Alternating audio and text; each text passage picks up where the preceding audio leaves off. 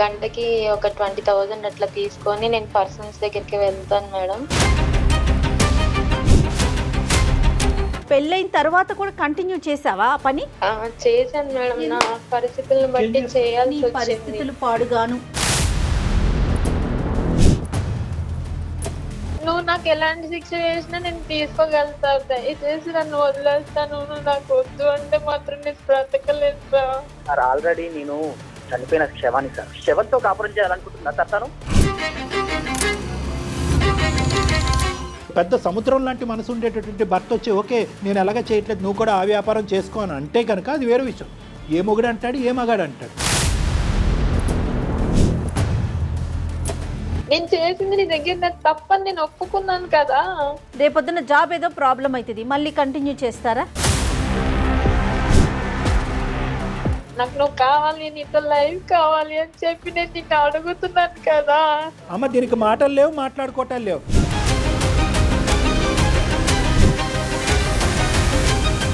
అసలుకి రోడ్డు మీద ప్రతి ఒక్కరిని అందరిని చూస్తున్నా. నా భార్య తన దగ్గరికి వెళ్ళిందా? కర్మండి, చచ్చిపోవటం బెటర్ దానికంటే. మనసుంటే మార్గం ఉంటుంది. చదువులేని వాళ్ళందరూ ఇదే వృత్తిని తీసుకుంటున్నారా చెప్పు? జెన్యున్ గా ఉండాలి, ఇంకా తిన్న కావాలనుకునేదంతా చెప్పేశాను. ఈ జెన్యున్ గా ఉండాలి అనే ఆలోచన ప్రేమించినప్పుడే రావాలి. నేను సంపాదించిన డబ్బులో నేను 2 ప్రాపర్టీస్ అయితే కొన్నాను సార్. 2 ప్లాట్లు కొన్నావా, 4 ఇల్లులు కొన్నావా అనేది కాదు ఇక్కడ.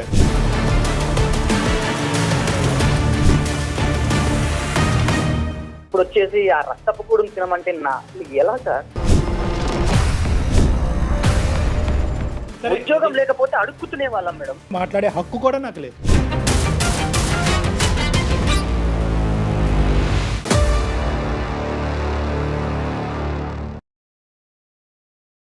కాళ్లలో నొప్పి, నరాల వాపు వంటి లక్షణాలతో బాధపడుతున్నారా? వెరికోస్ వెయిన్స్ లో అత్యాధునిక చికిత్స Avis vascular centre. AVC hospital సమర్పించు అందమైన జీవితం కార్యక్రమానికి స్వాగతం. నమస్తే డాక్టర్ గారు. నమస్తే జయ గారు. సింధు అని మనకు ఒక అమ్మాయి మెయిల్ చేసిందండి. పెళ్లి అయిపోయిన తర్వాత ఒక ఇష్యూని ఫేస్ చేస్తోంది.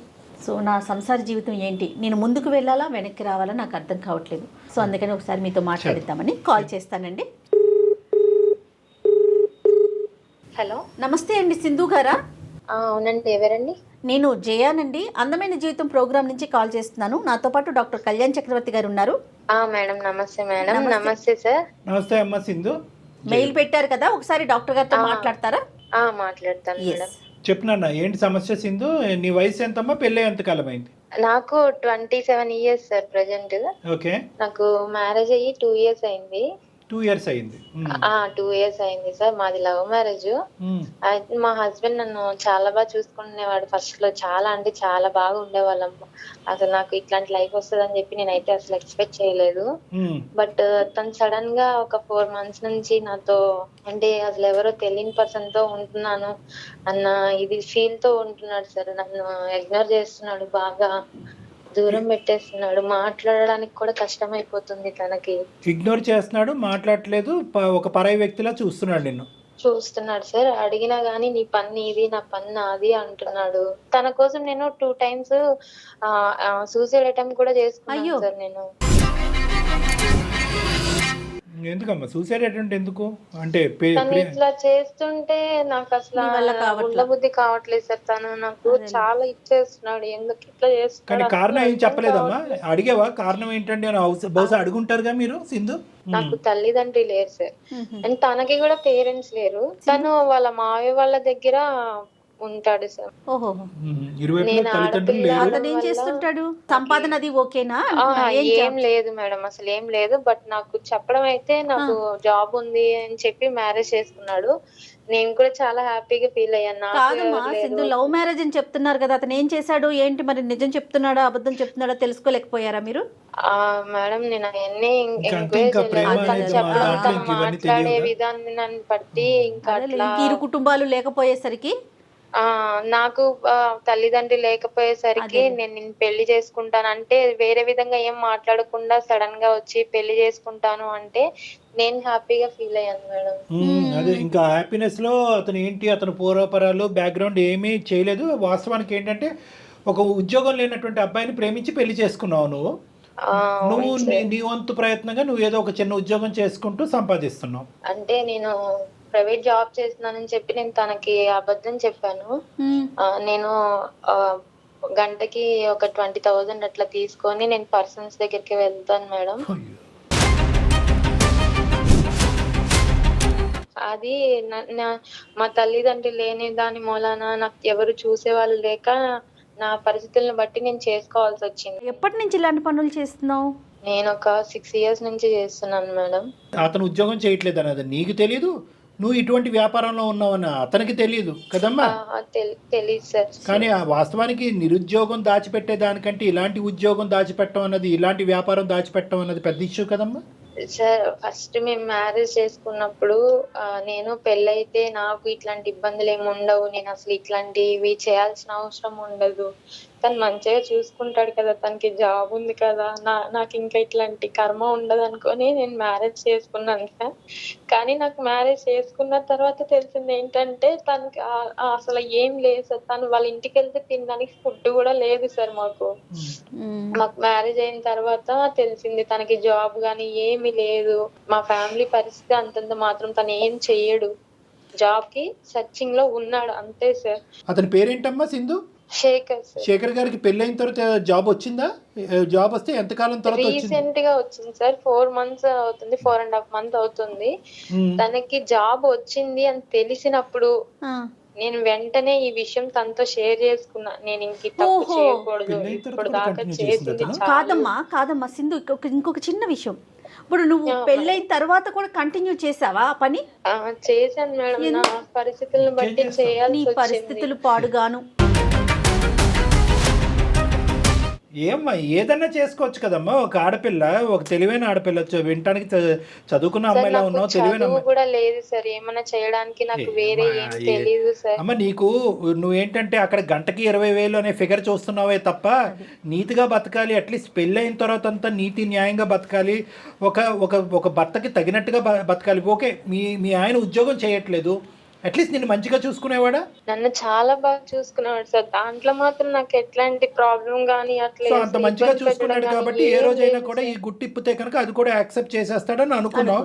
వాస్తవానికి 4 నెలలు బట్టి అతను యాక్సెప్ట్ చేయలేదు. మంచోడు. ఒకవేళ నా తల్లిదండ్రి ఉన్నా గానీ నన్ను ఇంతలా అర్థం చేసుకోరేమో. తను అంత బాగా చూసుకున్నాడు, అంత బాగా అర్థం చేసుకుంటున్నాడు. ఇంకెంతకన్నా ఏం కావాలి లైఫ్ కి? తనకి చెప్పేద్దామని చెప్పి నేను ఇంకా తన దగ్గర ఓపెన్ అయ్యి చెప్పేశాను సార్. అంటే చెప్పేద్దామనే ఉద్దేశంతో చెప్పావా, లేదంటే పని ఆపేద్దామనే ఉద్దేశంతో చెప్పావా?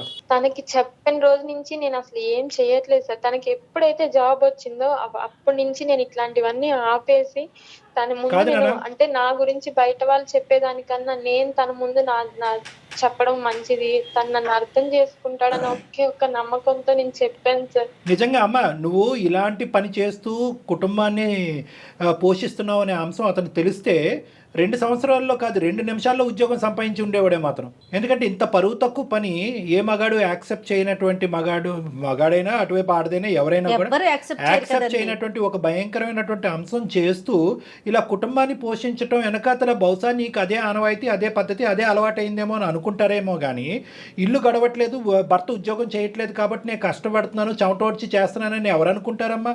నీ దానికి ఎక్కడ నీకు మార్కులు పడతాయి? నువ్వు చేసే పనికి ఎప్పటికైనా పడతాయో? ఎవరన్నా హర్షిస్తారా? మార్కులు పడతాయి కాదని కాదు సార్, నాకు తెలిసింది ఇది ఒక్కటే. ఎందుకంటే సార్ నేను ఇది 6 years నీకు తెలిసిన పని అమ్మ, నీకు తెలిసినటువంటి పని నేను చెప్పేటటువంటి పాయింట్ కూడా ఇప్పటికైనా ఒక 2 నిమిషాలు ఆలోచించండి. 4 నెలలు బట్టి నా భర్త మాట్లాడలేదు, ఎవరో అన్నట్టుగా నన్ను చూస్తున్నాడు, పట్టించుకోవట్లేదు అంటే కనుక నీకు ఇచ్చేటటువంటి పనిష్మెంట్ బహుశా నీ భర్త చాలా చిన్నదే ఇచ్చాడని అనిపిస్తుంది. దీనికంటే 100 రెట్లు భయంకరమైనటువంటి పనిష్మెంట్ ఇస్తారు. ఒక్క నిమిషం కూడా నీ కళ్ళెదురుకుంటా నిలబడరు, లేదంటే అతను నీ కళ్ళెదురు అతను నిన్ను ఉంచుకోడు. కానీ ఇక్కడ ఆ మనిషికి ఎంతో ఓపిక, ఓర్పు ఉంది, అదృష్టం బాగా లేక ఉద్యోగం రాలేదే అని అనిపిస్తుంది. కానీ నువ్వు ఇక్కడ చూసేది ఏంటంటే గంటకి 20,000 ఉద్యోగం చూస్తున్నావు. నేనేమంటున్నానంటే నెలకి 20,000 ఉద్యోగం దొరుకుండేది కదా నీకని అడుగుతున్నా. నువ్వు గట్టిగా వెతుకుంటే కనుక 6 సంవత్సరాల పాటో లేదంటే 7 సంవత్సరాల పాటో నువ్వు గంటకి 20 అంటే కనుక నెలకి నువ్వు ఎంత సంపాదిస్తున్నావు అనేది నేను అడగను. అడిగితే కూడా బాగుండదు. నేను సంస్కారవంతుడిని, నేను ఆ మాట అడగను. ఎక్కడికి వెళ్ళినా నాకు జాబ్ అనేది ఎవరు ఇవ్వట్లేదు సార్. ఇన్ కేసు బయట తెలిసిన వాళ్ళు అది పూర్తిగా నీ ప్రయత్న లోపమేనమ్మా. అమ్మ మీ మాట్లాడద్దు. మీ ఆయన అదృష్టం లేక ఉద్యోగం రాలేదు, అతను అలా కష్టపడ్డాడు.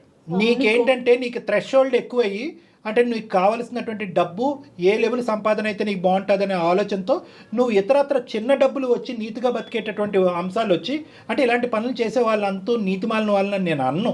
అది కూడా వాళ్ళ అవసరం రీత్యా అది ఒక విధమైనటువంటి ఒక కష్టం, ఒక విధమైనటువంటి వ్యాపారం. కానీ ఏదైతే పెళ్లి తర్వాత ఈ కారణం చెప్తూ నువ్వు కంటిన్యూ చేస్తున్నావు చూడు, దాన్ని నీతిమాలినటువంటి పని అని నేను అంటున్నా. ఎందుకంటే ఆ పని చేసుకునేటటువంటి వాళ్ళు అందరూ కూడా ఏదో సుఖానికో సంతోషానికో చేయరు, వాళ్ళ పట్టకూడు గురించి చేస్తారు. అది కూడా ఒక వ్యాపారం. దాన్ని కూడా కొన్ని లీగల్ గా కొన్ని ఇల్లీగల్ గా. పట్టకూటి కోసమే చేసుకున్నాను సార్. నా తల్లిదండ్రి ఉంటే నాకు చదివిచ్చేవాళ్ళు, నేను ఉద్యోగం చూసుకునేదాన్ని. నాకు చదువులేని వాళ్ళు ఎవరు బతకట్లేదమ్మా సమాజంలో. నేను దాన్ని నమ్ముకునే బ్రతికాను. అసలు ఆ మాట చెప్పొద్దు. సింధు వినాలి. 2 థింగ్స్ ఇక్కడ. ఒకటి, పెళ్లికి ముందు నువ్వు చెప్పినటువంటి కథని నేను హర్షిస్తాను. ఓకే, చదువు లేదండి, తల్లిదండ్రులు లేదండి, పట్టకూడు గురించి అండి, బతకాలండి, తప్పదు కదండి. అక్కడి వరకు నాకు అర్థం. పెళ్ళి అయిన తర్వాత నీ ఆలోచన, నీ ఉద్యోగం, నీ వ్యాపారం, నీ అభిప్రాయం ఎంత అయితే ఇంపార్టెంటో అది సమతూగేటటువంటి విధంగా నీ భర్త యొక్క ఆలోచన కూడా అక్కడ ఇంపార్టెంట్. అదే ఒక పెద్ద సముద్రం లాంటి మనసు ఉండేటటువంటి భర్త వచ్చి ఓకే నేను ఎలాగ చేయట్లేదు, నువ్వు కూడా ఆ వ్యాపారం చేసుకో అని అంటే కనుక అది వేరే విషయం. ఏ మొగుడు అంటాడు, ఏ మగాడు అంటాడు. నేను ఇందాక అన్న మాట మళ్ళీ ఒకసారి రిపీట్ చేస్తున్నాను. నువ్వు నిజంగా ఇలా పక్కదో పట్టి ఈ విధమైనటువంటి వ్యాపారం చేసేటటువంటి క్రమం అయితే కనుక ఒక 2 మినిట్స్ చాలు అతను ఉద్యోగం సంపాదించడానికి. వెళ్ళి రిక్షా లాగేస్తాడు, లేదంటే ఆటో నడిపేస్తాడు. కానీ నువ్వు అలా అనుకోలేదు. అడుక్కొని తీసుకొచ్చైనా భార్యని బతికించుకోవాలనుకుంటారు. మనసుంటే మార్గం ఉంటుంది. చదువు లేని వాళ్ళందరూ ఇదే వృత్తిని తీసుకుంటున్నారా చెప్పు? సమాజంలో చదువు లేని వాళ్ళు లేరా? అదే నీకు ఒక వృత్తి కింద అయిపోయింది అంతే. ఇంకా అంతకు మించి నువ్వు బయటికి రాలా, ఆలోచించలా. డాక్టర్ గారు అంతేనా? అంతే, వచ్చేటటువంటి కంఫర్ట్ జోన్ ఒకటే చూసుకున్నావు, కానీ దీనికి ఆల్టర్నేటివ్ ఏంటి అనేది ఇంకో నీట్గా బతకచ్చా, లేదంటే మనకు మనలాంటి స్థానంలో ఉండేటటువంటి చాలా మంది పెళ్ళైనటువంటి ఆడవాళ్ళు భర్తలు ఉద్యోగం చేయకపోతే కనుక అందరూ కూడా ఇలా పక్కదో పడుతున్నారా? సో ఇక్కడ ఏంటంటే బేసిక్గా జయ గారు నేను చెప్పేది ఏంటంటే ఇంకో డైరెక్షన్లో నీ కష్టం మేము కాదనట్లేదు. నీ తిండి గురించి మేము ఎలా మాట్లాడుతాం, నీ పొట్టకూటు గురించి నువ్వు కష్టపడ్డాను అని అంటున్నావు. కానీ at the end of the day ఏంటంటే ఆల్టర్నేటివ్ పాత్వేస్ అనేది ఇంకో ఏమైనా ఇతరత్ర దారులు ఉన్నాయని నేను సంపాదించడానికి. ఒకప్పుడు ఇప్పటి వరకు గడిచిపోయింది, అడిగేటటువంటి వాళ్ళు లేరు, ప్రశ్నించేటటువంటి వాళ్ళు లేరు, ఇది ఒక వ్యాపారం అన్నట్టుగా నువ్వు కంటిన్యూ అయిపోయావు. ఇది భర్తకు తెలిస్తే, ఇంత ప్రేమించినటువంటి భర్త 2 నిమిషాల్లో నన్ను రోడ్డు మీద వేస్తే పరిస్థితి ఏంటి? ఎక్కడి నుంచి అయితే నా జీవితం మొదలైందో అక్కడే ఎండ్ అయినట్టు అవుతుందిగా. స్నేహం వల్లనో ఎందుకు అట్లా అయిపోయిందో నాకు అర్థం కాలేదు సార్. సరే ఇక్కడ అమ్మ ఇప్పుడు అట్లీస్ట్ ఇప్పటికైనా నీకు కనువిప్పు కలిగింది. ఇక్కడ అదృష్టం ఏంటంటే తప్పు ఒప్పుకుంటున్నాను సార్. నాకు మా హస్బెండ్ కావాలి, తనతో లైఫ్ కావాలి అని అనుకుంటున్నాను కాబట్టి నేను మిమ్మల్ని అది అందమైన జీవితం చేతుల్లో లేదు. అది సారీ, అందమైన జీవితం డాక్టర్ కళ్యాణ్ చక్రవర్తి జయ గారి చేతుల్లో అది లేదు. ఎందుకు అంటే కనుక పర్లేదయ్యా, ఏదో పొరపాటును చేసింది, పట్టుకోడు గురించి చేసింది, కుటుంబాన్ని నిలబెట్టడం గురించి చేసింది, లేదంటే నీకు సిగ్గుంటే కనుక, నీకు ఉద్యోగం ఉండుంటే కనుక ఈ పని చేసి ఉండేదని అడగలేం. ఉద్యోగం ఉన్నా, తినడానికి తిండి ఉన్నా లేకపోయినా కూడా అతను ఆలోచన శైలిలో ఇది ఒక పనికిరాని చర్య, ఒక అసహ్యకరమైనటువంటి ఒక చర్య, ఒక బూతు చర్య. అతను పుట్టింది పెరిగింది అటువంటి వాతావరణంలో, నువ్వు పుట్టింది పెరిగింది అటువంటి వాతావరణం. చేయాలి అనుకుంటే నేను ఇప్పుడైనా దాచి తప్పు చేయొచ్చు సార్, కానీ నాకు అట్లా ఉద్దేశం లేనే లేదు. నీ కర్మమ్మ అది. ఇప్పుడు నువ్వు ఇప్పుడైనా నేను అదే చేసి ఉండేవాడిని అంటే ఏమో ఇది ఒకటి. ఇప్పటికైనా నువ్వు ఆలోచించట్లేదు. ఇప్పుడు పెళ్ళి అయిన తర్వాత అయిష్టాలు అనేటటువంటిది భార్యాభర్తలు ఇద్దరి చేతుల్లో ఉంటుంది. ఆ బేసిక్ కాన్సెప్ట్ నువ్వు మర్చిపోతున్నావు. ఇంటి గురించే కదా, కుటుంబం గురించే కదా, సుఖాల గురించే కదా అని చెప్పి ఏదైనా కథను తొక్కుతారమ్మా. తనకి అదే ఆలోచనలో అదే నేను చేస్తుండేదాన్ని అంటే ఇప్పటికైనా నువ్వు బయటపడాలని ఆలోచించమ్మా. నీకు ఏ స్థాయిలో ఇది ఒక పని కిందే, అంటే ఇది ఒక నీతిమాలిన పని కింద కాకుండా, ఒక చేయకూడనటువంటి పని కింద కాకుండా, ఇది ఒక పని అనే కేటగిరీలో పెట్టి దీని దగ్గర నుంచి డబ్బులు వస్తున్నాయి, ఈ డబ్బులతో మన కుటుంబం నడుస్తుందనే ఆలోచనలోనే ఉన్నాయి. కానీ ఒక థర్డ్ పర్సన్ లేదంటే ఒక సెకండ్ పార్టీ నీతో పాటు జీవితాన్ని పంచుకోవటానికి వచ్చి నిజాయితీగా నిక్కచ్చిగా చాలా ప్రేమాభిప్రాయాలతో ఉండేటటువంటి ఒక వ్యక్తి నీతో పాటు ఉన్నటువంటి వ్యక్తి ఏ విధంగా ఆలోచిస్తాడని ఆ పాయింట్ ఆఫ్ వ్యూలో చూడలేకపోతున్నాం. ఇప్పటికీ అందమైన జీవితంలో డాక్టర్ కళ్యాణ్ చక్రవర్తి ఏం చెప్తున్నాడనే యాంగిల్లో చూడలేకపోతున్నాను. నేనేం తప్పు చేశానండి, కరెక్టే కదండి, చెప్పకూడదు ఉంటే కనుక ఇప్పటికి కూడా ఎందుకు చెప్తాను. అయితే ఇప్పుడు నువ్వు బహుశా అది అనుకుంటున్నావేమో, ఇదేంటి అనవసరంగా ఇప్పుడు చెప్పాను ఆ పని ఈ పని కింద కంటిన్యూ అయిపోయింటే బాగుండేదేమో అనవసరంగా. నేను ఆ విధంగా అనట్లేదు సార్. నేను ఒకవేళ ఇప్పుడు తను నాకు లైఫ్ ఇచ్చాడు, తను నన్ను మంచిగా చూసుకుంటాడు అనే నమ్మకంతో నేను తన దగ్గర ఓపెన్ అయ్యాను. నేను ఇట్లా చెప్పడమే తప్పైందా అని నేను అడుగుతున్నాను. చెప్పడం తప్పు కాదమ్మా, వైఖరి తప్పు కాదు డాక్టర్ గారు. ఇప్పటి వరకు ఏదైనా ఒక మంచి పని చేసావు అంటే కనుక అది ఇప్పుడు చెప్పడం 4 నెలల క్రితం. దయచేసి అది దాని ఆ అంశం నుంచి విత్డ్రా అవ్వద్దు. డాక్టర్ గారు నాకు ఇంకొక సందేహం, ఇప్పుడు అతనికే కనుక జాబ్ రాకపోయి ఉంటే కంటిన్యూ అయ్యేదిగా? ఇది ఎల్లకాలం కంటిన్యూ అయ్యేది. అదే నేను ఏమంటున్నానంటే నీ యొక్క మార్పు కండిషనల్ అయిపోయింది. నీ మార్పు ఈజ్ ఈక్వల్ టు అతను జాబ్ రావటం. ఇప్పుడు మాకు కలిగేటటువంటి ఆలోచన భయం ఏంటంటే అతనికి జాబ్ రాకపోయి ఉంటే కనుక ఈ వ్యవహారం నీతిమైనటువంటి వ్యవహారం, కుటుంబం గురించి వ్యవహారం, నా భర్త గురించి నా కుటుంబం గురించి డబ్బులు సంపాదించడం తప్పేంటంటే కంటిన్యూ అయ్యి ఉండేది. రేపొద్దున జాబ్ ఏదో ప్రాబ్లం అవుతుంది, మళ్ళీ కంటిన్యూ చేస్తారా? మీకు పిల్లలు లేరు కదమ్మా? పిల్లలు లేరు సార్ మాకు. నేను ఇది చేసినప్పట్లో నేను సంపాదించిన డబ్బులో నేను 2 ప్రాపర్టీస్ అయితే కొన్నాను సార్. అది మా ఇద్దరి పేరు మీద ఉంది సార్. నేనే ఒకవేళ తనకి జాబ్ వచ్చినా రాకపోయినా ఇది మానేసి మేమిద్దరం సెటిల్ అయితే చాలు, తను నాతో ఉంటే చాలు అని అనుకున్నాను సార్. నువ్వు 2 ప్లాట్లు కొన్నావా 4 ఇల్లులు కొన్నావా అనేది కాదు ఇక్కడ. వాటి బట్టి అతను ఏమి ఇప్పుడు కరిగిపోడారే, అంత కష్టపడి సంపాదించినటువంటి సంపాదనతో కొన్నటువంటి ఆస్తి ఇద్దరు పేర్లు పెట్టింది అనేది కాన్సెప్ట్ కాదు. నేను బెడ్రూమ్లో పడుకున్నటువంటి నా భార్య నా పక్కనే కాకుండా చాలా మందితో పాటు పడుకుంది అనే ఒక ఆలోచన ఒక మగాడికి ఏ విధంగా ఉంటుంది అంటే కనుక అది నువ్వు 100 కోట్ల ఆస్తి తీసుకొచ్చి అతని కాళ్ళ దగ్గర వేసినా కూడా కనుకరించేటటువంటి అవకాశం ఉండదమ్మా. సో ఇది డబ్బులతో ముడిపెట్టద్దు, ఆస్తులతో ముడిపెట్టద్దు, కుటుంబ పోషణ గురించి ఒక ఆడది తీసుకున్నటువంటి దారి అనేటటువంటి ఆలోచనతో ముడిపెట్టద్దు. ఇది అన్నిటికీ భిన్నమైనటువంటి ఒక అంశం. ఇది కేవలం అతని మనసు, అతని ఆలోచన, అతను పెరిగినటువంటి విధానం, అతని వైఖరి బట్టి ఆధారపడి ఉంటుంది. ఇందాక నేను చెప్పినట్టుగా ఇంత క్లిష్టమైనటువంటి అంశాన్ని సమాజం యాక్సెప్ట్ చేయదు. ప్లస్ అందమైన జీవితం డాక్టర్ కళ్యాణ్ చక్రవర్తి, ఇదిగో మార్గం బాబు శేఖర్, ఆ అమ్మాయి ఏదో తెలిసి తెలియక తప్పు చేసింది, ఇప్పుడు మారింది కాబట్టి నువ్వు స్వీకరించావు చెప్పడానికి కూడా ఉండదు. ఎందుకంటే కనుక అతని జీవితంలో అతని తల్లిదండ్రులు లేనటువంటి స్థానాన్ని నీకు ఇచ్చాడమ్మా. ఇప్పుడు వాస్తవానికి ఏంటంటే అక్కడ తల్లిదండ్రులు లేరు, ఆ స్థానం ఇచ్చినటువంటి భార్య కూడా ఉన్నట్టుగానే ఉండి మోసం చేస్తుంది అనే మాట అతను అన్నప్పుడు నువ్వు మోసపోలేదు, నువ్వు కరెక్టే ఉన్నావని ఎలా చెప్తావు? చూద్దాం అతను ఎలా ఆలోచిస్తాడో, నీ అదృష్టం ఎలా ఉందో, నీ తలరాత ఎలా ఉందో. సార్ నాకు నా బాధ చెప్పుకోవడానికి కూడా నాకు ఎవ్వరు లేరు సార్. నేను అందుకోసం మిమ్మల్ని మీ దాకా వచ్చి ఒక్కసారి కావాలంటే నన్ను కొట్టండి, తిట్టండి. తన ముందు నాకు ఎట్లాంటి తను నాకు ఏ పనిష్మెంట్ ఇచ్చినా నేను దానికి యాక్సెప్ట్ చేస్తాను సార్. తను లేకుండా నీకు చెప్పుకోవటానికి మా నెంబర్ దొరికింది. అతను ఎంత కుమిలిపోతున్నాడు ఈ 4 నెలలు బట్టి, ఎంత భయంకరమైనటువంటి పరిస్థితిలో ఉన్నాడు. ప్రేమించి నమ్మకంగా చేసుకున్నటువంటి భార్య కడుపు నొప్పో, కాలు నొప్పో, క్యాన్సర్ అంటే కనుక అది ఎక్కడన్నా చెప్పుకోవచ్చు. లేదంటే పాత బాయ్ ఫ్రెండ్తో కంటిన్యూ అవుతుందంటే కనుక అదొక ఎత్తు. బాయ్ ఫ్రెండ్లు కాదు, ఏది కాదు, ఇదే వ్యాపారం, ఇదే వృత్తిలో ఉంది అనేటటువంటిది కడుపు ఎక్కడ చెప్పుకుంటాడు, తలెక్కడ దాచుకుంటాడు. అతని పరిస్థితి చూస్తుంటే ఇంకా భయం వేస్తుంది. నువ్వేంటంటే నా మొగుడిని కాపాడి, నా పెళ్లిని కాపాడిని అంటున్నాడు. అతని మానసిక పరిస్థితిని ఫస్ట్ కాపాడిన తర్వాత నిన్ను, నీ పెళ్లిని కాపాడుతాం. అర్థమైందమ్మా? ఇక్కడ అతను బాధితుడు, అతను విక్టిమ్, నువ్వు బాధితురాలు కాదు, అతని పేషెంట్. మా పెళ్ళైన తర్వాత నేను చేసే పని వల్ల తనని నేను ఎంత మోసం చేస్తున్నానని నా లోపల నేను చాలా కుమిలిపోయిన రోజులు చాలా ఉన్నాయి సార్. లేదురా నాన్న, ఎప్పుడు నాకు మోసం చేయాలన్న ఆలోచన లేనే లేదు సార్ అసలుకి. కదమ్మా, ఇక్కడ డిప్రెషన్ ఉంటే ఎవరికి ఉండాలి, ట్రీట్మెంట్ అవసరం అయితే అర్జెంటుగా ట్రీట్మెంట్ ఎవరికి ఇవ్వాలి, సూసైడ్ చేసుకునే ఆలోచన ప్రధానంగా ఎవరికి ఉంటుందో చెప్పు నువ్వు నాకు. ఇక్కడ నీకా నీ భర్తగా రావాలి సార్. కానీ ఒకటి నేను ఈ భయంకరమైనటువంటి వార్త చెప్పిన తర్వాత నా భర్త ఎంత మనస్తాపం చెందాడో, ఎంత భయంకరమైన పరిస్థితిలో ఉన్నాడో డాక్టర్ గారు దయచేసి అతను కాపాడండి అని ఫస్ట్ అడుగు. తర్వాత నీ బయటికి వెళ్తున్న ప్రతిసారి నేను తనని ఫాలో కూడా అవుతున్నాను సార్, ఎక్కడికి వెళ్ళిపోతున్నాడు ఏంటి అని. ఎంత ఫాలో అవుతావులే కానీ సరే. ఇప్పుడు ఏమంటావు, ఎందుకు మాకు ఈమెయిల్ పంపించావు, ఏం చేయగలం అనే ఆలోచనతో? సార్ మీరు ఒక్కసారి తనతో మాట్లాడి నాకు కొంచెం మా ఇద్దరిని కలపండి సార్, నాకు తను కావాలి సార్.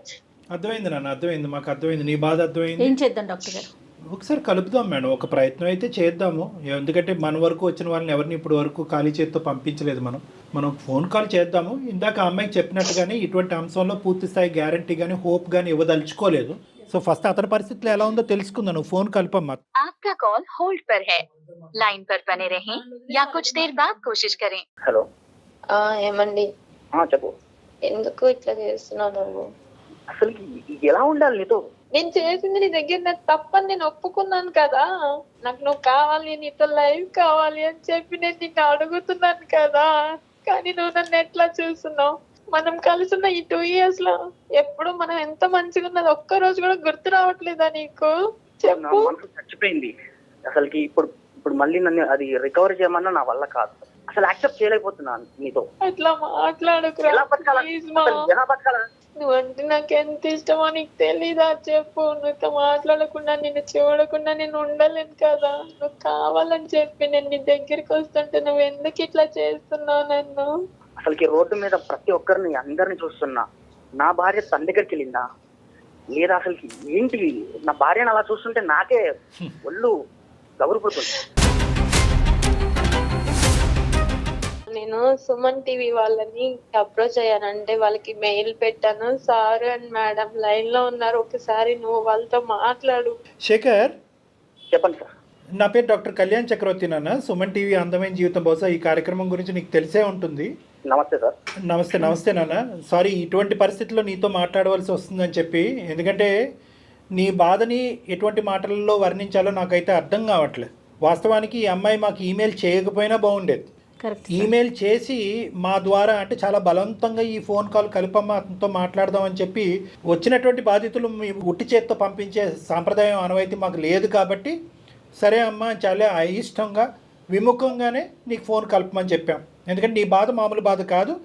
ఆ బాధను సరిదిద్దుకుని, ఆ బాధను మర్చిపోయి అవన్నీ వెనక్కి పెట్టేసి పాస్తూ ప్రేమించినటువంటి అమ్మాయి గురించి ఎన్ని త్యాగాలన్నా చేసేసి నువ్వు ముందుకు వచ్చే అని అడగటం నాకు అసలు ఇష్టం లేదు. అది నేను సమర్థించను, అది కరెక్ట్ కూడా కాదు. కానీ ఏదన్నా ఒక తెలియనటువంటి ఒక దేవుడు నీ మనసు లోపల ఉన్నాడా?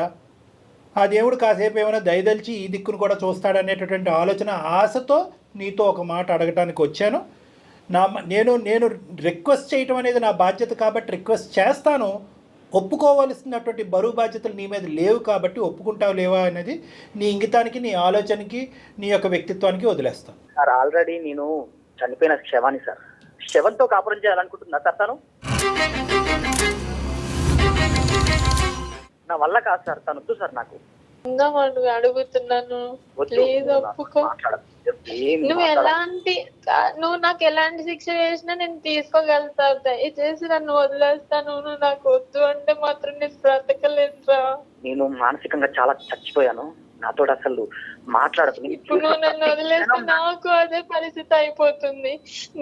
నేను ఇప్పుడు చెప్తున్నాను కదా, నాకు కూడి పెట్టే వృత్తి అని నేను ఇది అనుకున్నాను. లైక్ నేను దాన్ని కూడా వదిలేసుకున్నాను. ఒకవేళ నువ్వు నన్ను వదిలేసినా నేను మళ్ళీ దాంట్లోకి వెళ్తానేమో అని నువ్వు అనుకోవచ్చు. నాకు అలాంటి ఉద్దేశం లేనే లేదు. పెళ్ళికి ముందు మీరేమో ఉద్యోగం చేస్తున్నాను లేదంటే చేయట్లేదు అనేటటువంటి అంశాన్ని దాచిపెట్టారు. ఉద్యోగం చేస్తున్నట్టుగానే నటించారు. ఒక సెక్యూర్ జీవితం మన ఇద్దరికి ఉంది అనేటటువంటి విధంగానే ఆశ చూపెట్టారు. అదే ప్లాట్ఫామ్ మీద పెళ్లి చేసుకున్నారు. ఈ అమ్మాయి ఏమొచ్చి అతి భయంకరమైనటువంటి వృత్తి చేస్తూ, సరే పెళ్లి వరకు చేస్తున్నాను లేదంటే ప్రేమించేటటువంటి వరకు చేస్తున్నాను, ఇంకా ప్రేమించడం మొదలుపెట్టిన తర్వాత ఈ వృత్తిని మనం నమ్ముకోకూడదు, ఇది కరెక్ట్ కాదు అనేటటువంటిది ప్రేమించేటప్పుడు వదిలేదు. పెళ్ళి అయిన తర్వాత, పెళ్ళైన 2 సంవత్సరాల వరకు వదిలేయకుండా ఇప్పుడేమొచ్చి మీకు ఉద్యోగం వచ్చిన తర్వాత ఇప్పుడు ఫైనాన్షియల్ సెక్యూరిటీ మాకు వచ్చింది కాబట్టి ఈ వృత్తి కరెక్ట్ కాదన్నట్టుగా మాట్లాడుతుంది ఆ అమ్మాయి. సో ఆ అమ్మాయిది తప్పు కాదు, తప్పున్నారా సార్? మీరు ఇంతమందిని చూసుంటారు కదా సార్. దీంట్లో బాధితులు ఎవరు, నేనా తన అనేది మీరే చెప్పండి సార్. 1000% నువ్వే. శేఖర్, మీతో మాట్లాడక ముందే డాక్టర్ గారు ఆ మాట అన్నారు, బాధితుడు మీరే. రేపొద్దున అంత ప్రేమించినటువంటి అమ్మాయి అంత అన్యోన్యంగా మీరు 2 సంవత్సరాల పాటు హ్యాపీగా ఉండేవారు కదా శేఖర్. ఏమైంది నీకు సింధుకు మధ్యన జరిగిందంటే ఏం చెప్తారు మీరు? కాబట్టి మీ సైడే మాకు ఓదార్పు ఉంటుంది, ఆలోచన ఉంటుంది. భవిష్యత్తు గురించి ఒక కార్యాచరణ ఏం చేయాలి, ఏం చేయకూడదు అనేటటువంటిది మీ సైడే. ఏం చేద్దాం అనుకుంటున్నారనేది చెప్పండి సార్. నేను ఎలాగైనా అమ్మాయికి లైఫ్ ఇద్దాం అనుకున్నాను సార్, కానీ ఇద్దరికి తెలియదు కదా సార్. తను నాకేం చెప్పలేదు అప్పటికి. ఇప్పుడు వచ్చేసి ఆ రక్తపు కూడా తినమంటే ఎలా సార్? నా వల్ల కాదు సార్. తనతో నేను బతకలేను సార్, నేను కలిసి ఉండలేను. కరెక్టే, అది that is point is very clearly made. అది మాకు అర్థమైంది, అది మీ ఇష్టానికి వదిలేస్తున్నాం. కానీ నేను చెప్పేది ఏంటంటే ఒక చిన్న గోరంత దీపానికి సంబంధించినటువంటి ఒక ఆలోచన చెప్తున్నాను నేను. లేదు సార్, ఆమె నా దగ్గరకు వస్తుంటే ఏదో నా మైండ్ యాక్సెప్ట్ చేయట్లేదు సార్. ఇంకే విధంగా చెప్పినా కూడా అబ్బాయికి జెన్యూన్ గా ఉండాలి. ఇంకా తిన్నతో నేను కావాలనుకుని ఇదంతా చెప్పేశాను. ఈ జెన్యూన్ గా ఉండాలి అనే ఆలోచన ప్రేమించినప్పుడే రావాలి. ఎస్. అప్పుడు వరకు నీ వృత్తి ఏంటి, నీ ఆలోచన ఏంటి, అంతకుముందు నువ్వు ఏమేమి వ్యాపారాలు చేసావు అనేటటువంటిది సార్ నాకు బహుశా పెళ్ళైన నెక్స్ట్ డే నుంచి నేను ఎంత చేయకూడదని ఫిక్స్ అయ్యాను సార్. నాకు పెళ్ళైన రోజు నుంచి నా పెళ్ళైనప్పుడు నాకు తెలిసింది సార్, కనీసం అక్కడికి వెళ్తే తినడానికి కూడా లేదని. నువ్వు ఇప్పుడు మారేవు అనే దాన్ని మేము హర్షించేటటువంటి విధంగా అబ్బాయికి చెప్పాలి అనుకుంటుంటే నువ్వు పెట్టుకున్న విస్తరణలో నువ్వే ఉమ్మేసుకుంటున్నావు. ఇప్పుడు మొత్తం ఉండేటటువంటి గుట్టును ఇప్పుడు బయటకు చెప్పడం వల్ల ఒక పెద్ద ఘనకార్యంగా అనుకుంటున్నావు. కానీ 2.5 సంవత్సరాలు దగ్గర 3 సంవత్సరాలు ప్రేమించుకున్నప్పుడు 1 year, పెళ్ళైన తర్వాత 2 years, 3 సంవత్సరాల పాటు ఒక భయంకరమైనటువంటి నిజాన్ని దాచిపెట్టి ఏ మగాడు యాక్సెప్ట్ చేయనటువంటి ఒక భయంకరమైనటువంటి అంశాన్ని 2 సెకండ్లలో మర్చిపోమంటున్నావు. నువ్వు చెప్పిన దానికి 100 మార్కులు వేస్తున్నావు. అతను పడేటటువంటి బాధకి 1 మార్క్ కూడా వేయట్లేదు. ఇప్పుడు తనకి ఏదైనా అనిపిస్తే అది నా మొహం మీద చెప్పాలి సార్. అట్లా తను చూసే విధానం నాకు ఎట్లా దీనికి మాటలు లేవు, మాట్లాడుకోవటాలు లేవు. ఏ మగాడైనా నువ్వు అతని స్థానంలో నిలబడి ఆ వ్యభిచారం అదేటటువంటి కార్యక్రమంలో అతను ఉంటే కనుక తినడానికి డబ్బులుంటే చాలు కదా, ఏం పని చేస్తున్నాను అనేది అవసరం అనేటటువంటి లెక్క అతను చెప్తే కనుక నువ్వు యాక్సెప్ట్ చేస్తావా? నువ్వు చేసిన పని నువ్వు సమర్థించుకుంటున్నావు, దానిలోంచి బయటికి రా ఒక్కసారి. శేఖర్, నేను ఒకటే చెప్తున్నాను, ఆ అమ్మాయి వాదన ఇలాగే ఉంటది కానీ అసలు ఇక్కడ మాట్లాడటానికి కూడా ఏమీ లేదు. ఇది కంప్లీట్ గా నెగిటివ్ గా మాట్లాడితే 2 నిమిషాల్లో కాల్ కట్ చేసి ఇక్కడే క్లోజ్ చేసేయచ్చు. ఏది మీరు ముక్కు మొహం తెలియనటువంటి వాళ్ళు అయితే కనుక నీకు ఇప్పటికొచ్చి మాట్లాడినటువంటి 4 మాటల్లో కూడా సింధు నీ మనసులో ఒక స్థానాన్ని ఏర్పాటు చేసుకుంది అనేది ఒక నమ్మకం ఉంది. అలాగే సింధుకి మీకు ఎంత అమితమైనటువంటి ప్రేమ ఉంది, ఈ పని చేసినా కూడా తనకి నువ్వంటే ఎంత అమితమైన ప్రేమ ఉంది అన్నది కూడా తన మాటలో అర్థమైంది. కాబట్టి ఈ 2 మాటలు డాక్టర్ కళ్యాణ్ చక్రవర్తి మాట్లాడుతున్నాడు, లేదంటే మాట్లాడే హక్కు కూడా నాకు లేదు. ఇక్కడ నేనేమంటున్నానంటే ఏ ఉద్దేశంతో ఆ అమ్మాయి పని చేసింది అనేది ఒక్కసారి ఆలోచించుకో.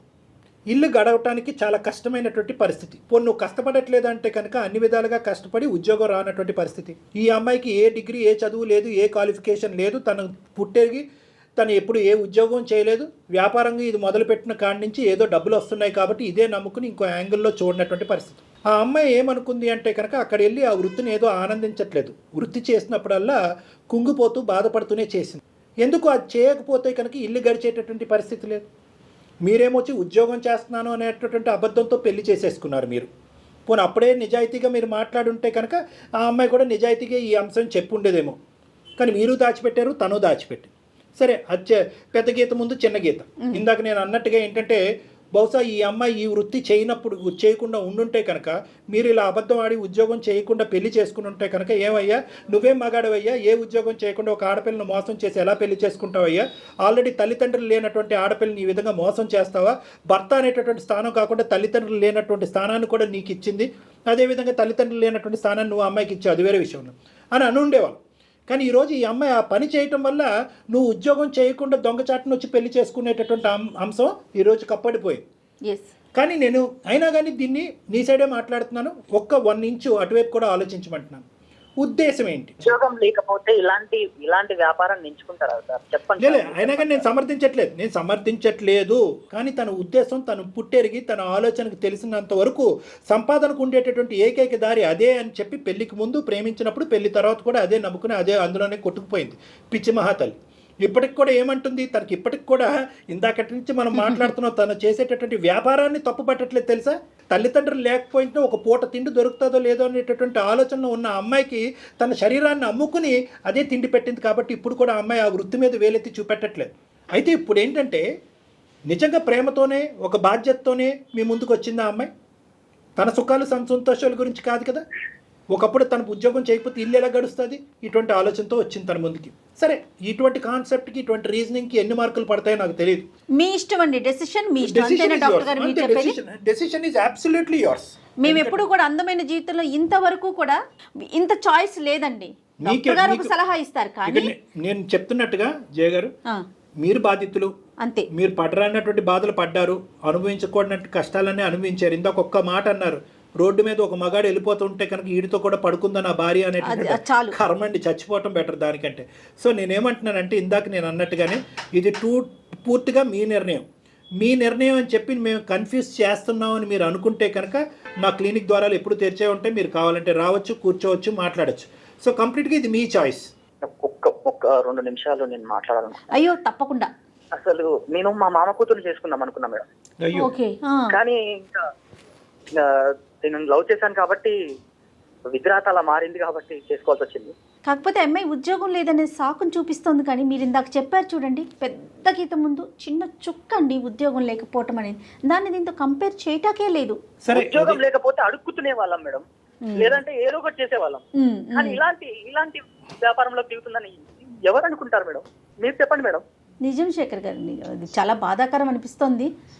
అమ్మాయి తెలిసి చేసిందా? నేను ఇంకా చేయనని చెప్తున్నాను కదా. ఒకవేళ నువ్వు నన్ను వదిలేస్తే నేను చచ్చిపోవడం తప్పించి నాకు వేరే దారి లేదురా. ప్రేమ అనేటటువంటిది ఇదివరకటి ప్రేమలాగా ఉండాలి, అది న్యాచురల్ గా పునరావృతం అవ్వాలి.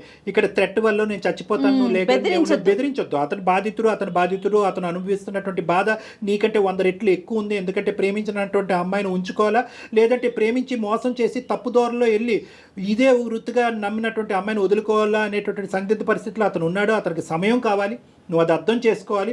నువ్వు థ్రెట్ చేసి బ్లాక్మెయిల్ చేసి భయపెట్టేటటువంటి దొద్దు. నువ్వు ప్రేమించినటువంటి నీ భర్త ఎలాంటి వ్యక్తి అనేది 2 ఇయర్స్ పాటు నీకు చూపెట్టాడుగా, ఒక మంచి వ్యక్తిగా. ఇప్పుడు నీకు అర్థమైంది నువ్వు ఎటువంటి వ్యక్తిని పోగొట్టుకుంటావు. నేను మళ్ళీ కోరుకునేది, నేను ఇంత తిన కోసం ఇంత దిగజారి ఇంత ఆర్గ్యూ చేసేది నేను దానికోసమే సార్. నాకు తల్లిదండ్రి లేని లోటు తీర్చాడు. తల్లిదండ్రి ఉంటే ఆ ప్రేమ ఎలా ఉంటుందో తను చూపించాడు. అంత ప్రేమ చూపెట్టినటువంటి వ్యక్తి ఈ అంశం తెలిస్తే కనుక ఏమవుతాడు అనే 0.1% నువ్వు ఆలోచించుంటే కనుక ఈరోజు ఈ ఎపిసోడ్ ఈ మాట్లాడుకోవటం కూడా అక్కర్లేదు. వేరే వ్యక్తి పక్కన నేను పడుకుంటున్నాను, అదే రాత్రి మళ్ళీ నా భర్త పక్కన పడుకుంటున్నాను. ఇది వాస్తవం, ఈ నిజం తెలిస్తే కనుక నా భర్త ఉంటాడా లేదా అన్నది కాదు, బతుకుంటాడా లేదా అనేది ఆలోచించుంటే కనుక ఈరోజు మనకి ఎపిసోడ్ అక్కర్లేదు. నీ ఆలోచన అనేది చాలా లేట్గా వచ్చింది. ఇప్పటికి కూడా నువ్వేమంటున్నావు అంటే కనుక చెప్పకుండా ఉండుంటే ఏం చేసి ఉండేవాడు? నువ్వు చెప్పకపోతే ఇంకొకరు చెప్పేవారు అప్పుడు. కానీ అది మోసం చేయటం కదా, అది మోసం. అసలు నువ్వు చెప్తావా, ఇంకొకరు చెప్తారా? తర్వాత పచ్చి మోసం కదమ్మా అది. భార్యాభర్తలు ఇవన్నీ కాసిందు. బంతి అతని కోర్టులో ఉంది. అతను ఇట అనేటటువంటి నిర్ణయం తీసుకోలేదు. ఇక్కడ మాట్లాడినా నా క్లినిక్ వచ్చినా అతన్ని బలవంతం పెట్టేటటువంటి ఉద్దేశం నాకు లేదు. ఒకటి కాకపోతే 100 రోజులైనా అతను ఈ నిర్ణయం తీసుకోవడానికి అతను అవకాశం ఇవ్వాలి. అతను నిర్ణయం తీసుకునేటటువంటి క్రమంలో మీరిద్దరు ఒకే రూఫ్ కింద ఉంటారా, ఒకే ఇంట్లో ఉంటారా, విడివిడిగా ఉంటారా అనేది ఆలోచించుకోండి. అది కూడా మనం ఒకసారి క్లినిక్ కౌన్సిలింగ్కి వచ్చాక మనం మాట్లాడుకుందాం. అప్పటి వరకు అతని మీద బలప్రయోగం చెయ్యొద్దు, బలవంతం పెట్టద్దు. అటువంటి ఆలోచన కూడా నువ్వు విరమించుకో. ఎందుకంటే ఆల్రెడీ అతను చాలా సఫర్ అవుతున్నాడు. 1కి 100 సార్లు నేను బతుకును, నేను చచ్చిపోతాను నువ్వు అంటాం కాదు. అతను బ్రతుకుంటాడా, సూసైడ్ చేసుకుంటాడా ఈ డిప్రెషన్లో అనేది నాకు భయంగా. సో కాబట్టి అతను స్వేచ్ఛగా ఒక నిర్ణయం తీసుకునేదానికి ఒక అవకాశం ఇవ్వు ప్లీజ్. ఇది నీకు నా రిక్వెస్ట్. నువ్వు 2 ద్వారాలు తెరిచి ఉంచాలి. మంచి జరిగితే మంచి జరుగుతుంది, ఇంకోటి జరిగినా కూడా మంచిదే. కలిసి ఉన్నా మంచిదే, కలిసి లేకపోయినా కూడా మంచిదే. దిశ ఏంటి, ఫ్యూచర్ ఏంటి, నీ భవిష్యత్తు ఏంటి, తన భవిష్యత్తు ఏంటి, తన భవిష్యత్తు అనేటటువంటిది నువ్వు తీసుకున్న నిర్ణయం బట్టి తనకు కౌన్సిలింగ్ ఇస్తాను. ఓకే, ఇద్దరు కలిసి అయితే మాత్రం రాకండి. ఫస్ట్ నువ్వురా, నీ ఆలోచన ఏంటి, నువ్వు ఏ దారిని తీసుకున్నావు, ఏ దారిని ఎంచుకున్నావు అనే దాన్ని బట్టి ఆ అమ్మాయికి తర్వాత నేను కౌన్సిలింగ్ చేస్తాను. ఎందుకంటే ఇక్కడ పెద్దలు ఇన్వాల్వ్ చేయడానికి లేదు, ఇరువైపులో తల్లిదండ్రులు లేరు. ఓకే శేఖర్, ఓకే అమ్మా సింధు, ధైర్యంగా ఉండు. ఇది అసంపూర్తిగా అనిపించినా కూడా చాలా మందికి దీనికి ఏంటంటే ఇక్కడ అస్సలు ఇలా చెయ్యి బాబు అని సజెషన్ ఇవ్వడానికి కూడా మనకు లేదు. సజెషన్ ఇలా చెయ్యి అనేది కాదు. మనం ఇక్కడ చేయవలసింది ఏంటంటే ఆ అబ్బాయికి ఒక గైడెన్స్ ఇవ్వాలి, ఒక ఓదార్పుని ఇవ్వాలి, ఒక మోరల్ సపోర్ట్ ఇవ్వాలి. ఆ అబ్బాయి తీసుకోబోయే నిర్ణయాలు, మార్గాలు సరైనటువంటిదా కాదా భవిష్యత్తులో అనేటటువంటి దాన్ని ఒకటి చూడాలి. మానసిక వేదన నుంచి ఆ అబ్బాయిని బయటికి లాగాలి. అక్కడ తీసుకునేటటువంటి నిర్ణయం బట్టి ఈ అమ్మాయికి కూర్చోపెట్టి, అమ్మాయి ఇదమ్మా నువ్వు ఏదైతే జరిగిందో జరిగిపోయింది, ఇక ముందు నుంచి ఏదైతే నిజం, ఏదైతే భవిష్యత్తు నీ కళ్ళెదురుగుతుంటో కనిపిస్తుందో దాన్ని ఆచరించుకుంటూ ముందుకెళ్ళటం తప్ప నీకు పరిష్కారం లేదని చెప్పాలి. రైట్ కళ్యాణ్ గారు. Thank you Jagan. నమస్తే. కాళ్లలో నొప్పి, నరాల వాపు వంటి లక్షణాలతో బాధపడుతున్నారా? వెరికోస్ వెయిన్స్ లో అత్యాధునిక చికిత్స ఏవిస్ వాస్కులర్ సెంటర్.